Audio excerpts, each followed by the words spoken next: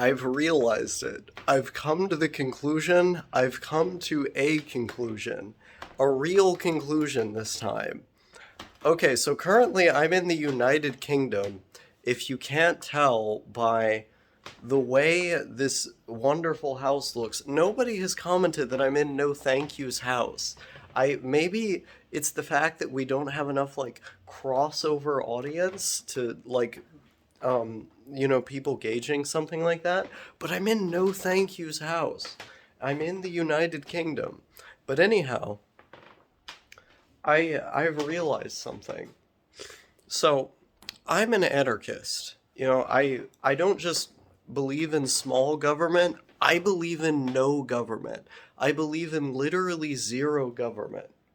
Um, and what I mean by anarchism and zero government is I basically want the smallest institutions possible. Institutions that are so small that they're effectively governed by the citizenry of whatever piece of land that happens to occupy that space. So, you imagine a place like the United Kingdom or the United States or New Zealand or wherever, and these are all countries that are very big. They have to have a federal government that oversees, large swaths of land and implements policies that is ostensibly able to meet the needs of, whichever peoples are, um, you know, in those lands. However, um, it's not a one size fits all thing, and so they grant a degree of autonomy,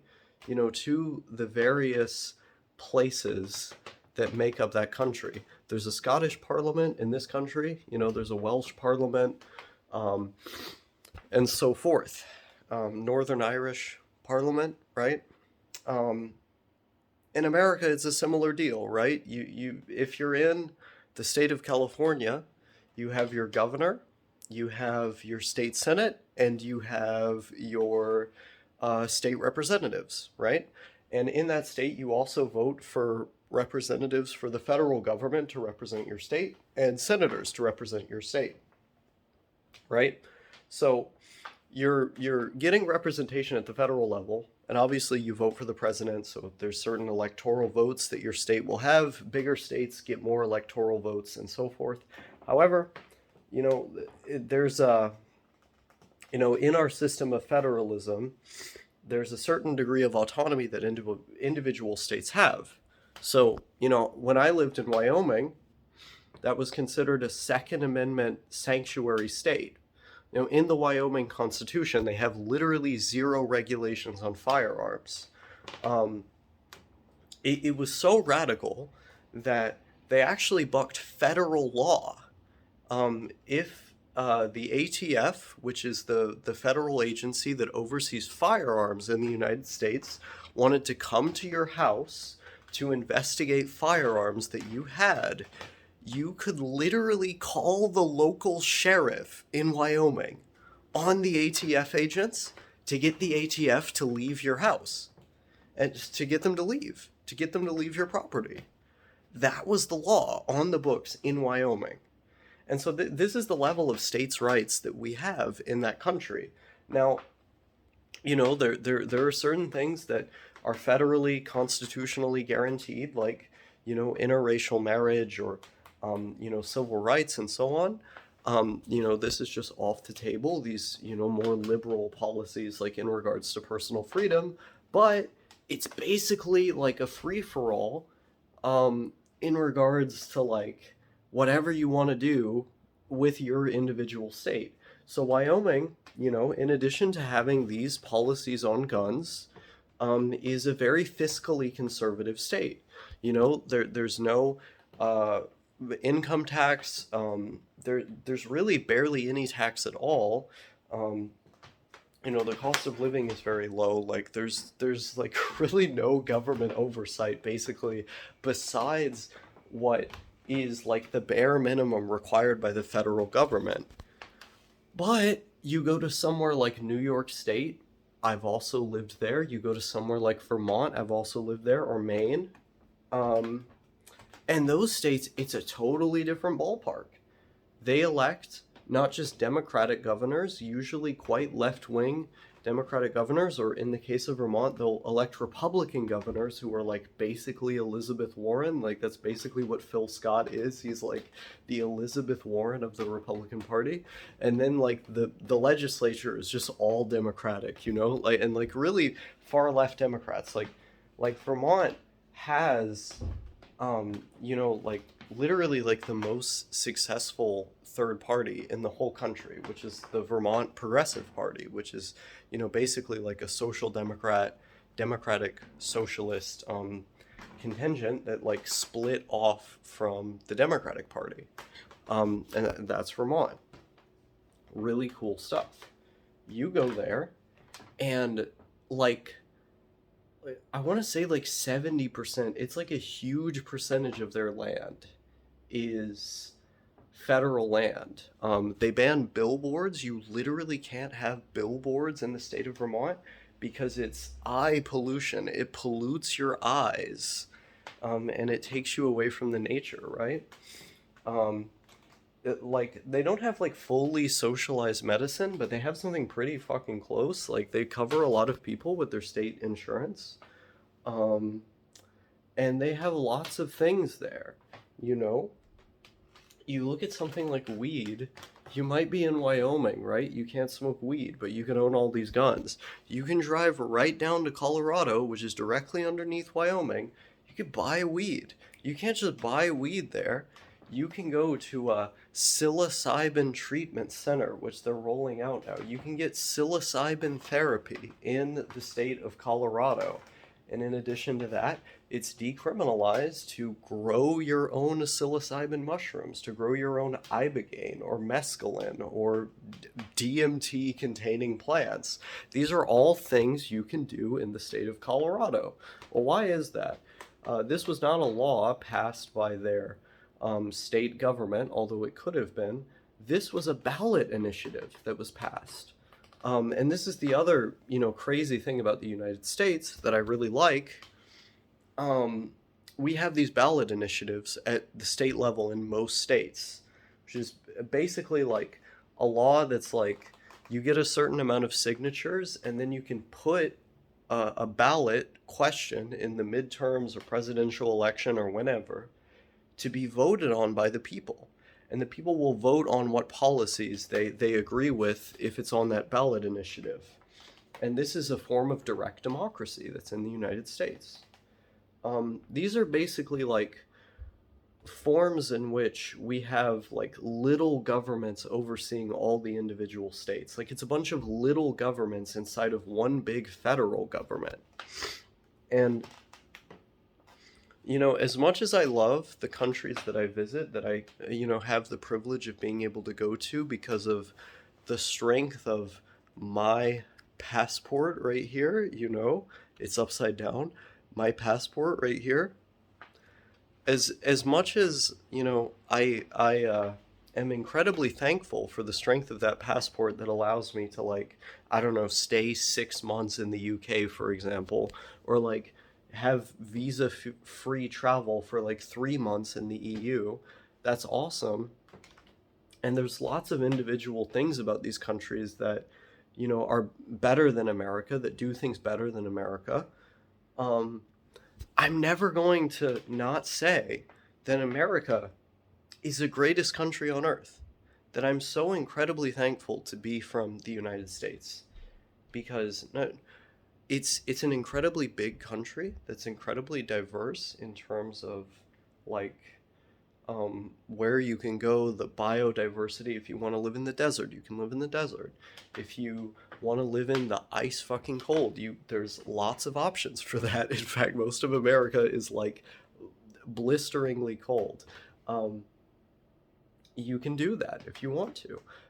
You can live in like the hot ass south if you want to, with the humidity there, right? Um, you know, you can go to any number of these states that's going to be passing laws that agree with whoever you are, right? Like you can just vote with your feet. I used to, you know, like in the wake of Roe v. Wade, I had this huge thing where I was like, voting with your feet is actually bad because lots of poor people can't afford to do it, right? Like lots of poor people can't afford to just get up and move to another country or to another state. They can't afford to just get up and move to another state. So what we need is like adequate federal policy that addresses the civil rights and needs of those people. What I've come to realize is if you're creative enough like that, my country has so many resources that you're perfectly capable of just moving. It may not be pleasant or like easy, but it's perfectly possible, right? If you just tighten your belt and are willing to like live in a car for a while, for example, you can totally do it. um and then you can move to a state that like more adequately represents your values. Just do it, like I think like ultimately we have a federalist system there, but like it's a federalist system that's like more closely resembling like confederalism because it's like so incredibly localized. And like there's such a great degree of autonomy given to the states' rights, that like yeah, like you can just move to a state that more adequately represents your values or like the climate that you want or like any number of things. Like you have the freedom to do that. Is you can move to your little patch. Um, and like even within states, there are individual cities or townships that will, perhaps pass their own ballot initiatives, or the city council will pass their own laws that can reflect your values at an even more individualized level. And I think like this is kind of the spirit of anarchism, right? These local municipalities, like having their people come together to do the kind of system that most adequately represents the values of the people in that given place. And so, why not? Why not just have that on a grand scale, but to an even greater degree? Why not have direct democracy not just represent like, I don't know, like measure 120 or whatever it is that you're voting on, but have it be the system that governs just about every aspect of your life. You vote on how water is distributed. You vote on whether or not the train goes through this park, or like really any number of things, right? Direct democracy ends up being integrated into like most aspects of your life. Most certainly your workplace, but that's a topic for another day. Like I feel like US culture and the way that the US is structured, it's like already ripe for the opportunity to um allow more direct democracy in its system. And I guess that's really what I want. What I want is like is a direct democracy um with without the federal government. Like I eat meat and drive trucks and shoot guns and don't trust in the federal government to solve our problems. That's basically my ideology. And I feel like that's incredibly compatible with American culture. And in fact, it's represented in the system in America. It's just that the American system isn't truly living up to those ideals. But it can. I think it can. And I think the American people can. It's just going to take time and the necessary resources. But God Almighty, like, we're further along the right path than a lot of these other countries that have descended from the British Empire. And, being in Great Britain right now, um, and sounding the way I do, and thinking the way that I do, um, it gives me some culture shock. Like, oh yeah, I am an American. That is a different thing than, the country that, we ended up being the bastard stepchild of. But that's also a great thing in its own right. And it's a thing that makes me me, as a person. It makes me who I am. But if I were to summarize in like one sentence why it is that I love America, it would be I love America because we give autonomy to all peoples. That is to say, we give autonomy to the peoples of the states and the townships. And if I were to change one thing about my country, it would be to give an even greater degree of autonomy to those peoples or townships. And I think that would solve a hell of a lot of the problems that are in our country that, end up becoming problems that when we compare America to a place like the UK, we can see, okay, the UK has great public transit, right? But there are places in America you can point to that also have great public transit. Portland is one of the best in the world. New York City. It could be even better. I think the way in which, like, the way you would go about making it even better is by giving it more autonomy.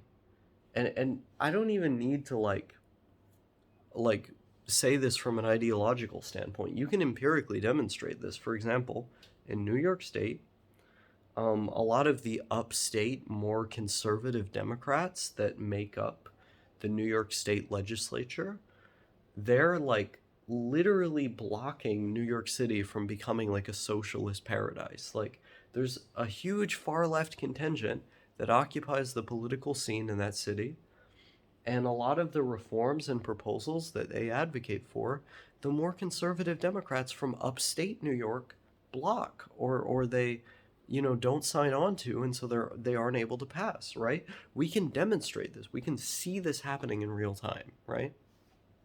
Um and so, like, we need to do something about it, right? And I think the way we do something about it is becoming more local, becoming more democratic, becoming more free, you know? And I guess that's why I think voting with your feet isn't actually that bad. I don't know. I lived in New York State, which is supposed to be one of the most expensive states, and I lived with someone who lived in an apartment that he pays $600 a month for. I don't know. I don't think it's that bad. I don't think the world is like actually that bad. Or America is actually that bad when you like do your research and like put in um, the foremost effort. I don't know. Basically, I think, I don't know. I think I'm over that immature period in my life where um, I'm like, America is a bad place and I should feel bad for it. It's like, I can love my country. I can say America is the greatest country on earth and I love my country. But I can also appreciate places like this, like the place where I'm at right now. I can love places like this. I can love places all over the world. I can say America is my home. And you can say that, if you're from Belgium, Belgium is your home, and that's your favorite place. Or the Netherlands, or, Russia, or China, or Japan, or, um, I don't know, what are other places? Like Eritrea, Ethiopia, wherever you're from, love it with all your heart. If that's where your heart is at, maybe your heart is in another country, that's okay too. But, I know with my values and what I believe in, America's definitely not perfect, far from it, but I love that place. That's where I'm from. I'm an American.